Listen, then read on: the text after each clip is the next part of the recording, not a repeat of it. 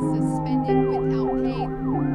That jury found him guilty of 1 count of assault and interfering with civil rights.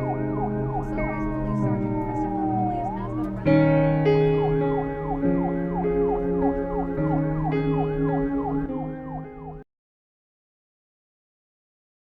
The no-show police chief for the Uvalde School District was fired tonight for his role in the failed law enforcement response to the school shooting massacre. Hello, everybody. I'm Heather Hayes. And I'm Steve Eager. It's 9 o'clock. Before the district's decision, his attorney sent a fiery statement to the media calling the treatment of his client illegal.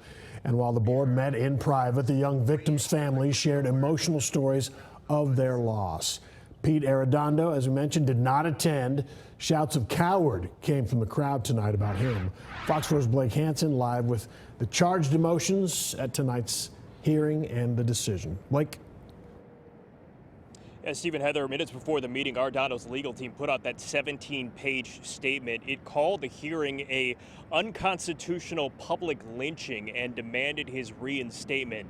Meanwhile, the friends and family of the victims had a surprise of their own for the board. Minutes before Uvalde school board leaders met to decide the future of District Police Chief Pete Arredondo, his attorney released a lengthy statement. It explained why Arredondo would not be attending, pointing to threats.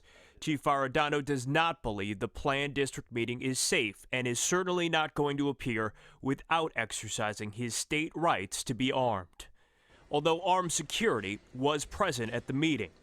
Arredondo's attorneys also raised concerns about the district violating his procedural rights as an employee, and attorneys claimed Arredondo had asked for better security, equipment, and training more than a year before the May 24th shooting at Robb Elementary killed 19 students and 2 teachers. He pointed blame at those responsible for security breakdowns that day. The attorney also criticized DPS Director Steve McCraw. Director McCraw's off-the-cuff comments, pointing the finger at Chief Arredondo after recognizing the faults of his own officers, was a smokescreen attempt to blame the Mexican. Inside the meeting, board members briefly took comments from the public, who wanted the debate about Arredondo's future to play out in the open. Our babies are dead, our teachers are dead, our parents are dead. The least y'all can do is show us the respect to do this in the public. So when the board did go behind closed doors, friends and family members of the victims kept on speaking. And I don't know if the board members can hear me, but please change something. And I am the grandfather of Layla Salazar, and I will fight for her to the day I die. I'm Xavier's mom.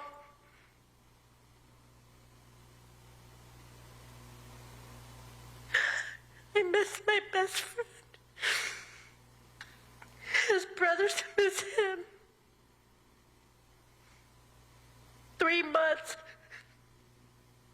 And we have forever to live. I don't know how we're gonna do that. If the board could hear me, please change everything for our kids.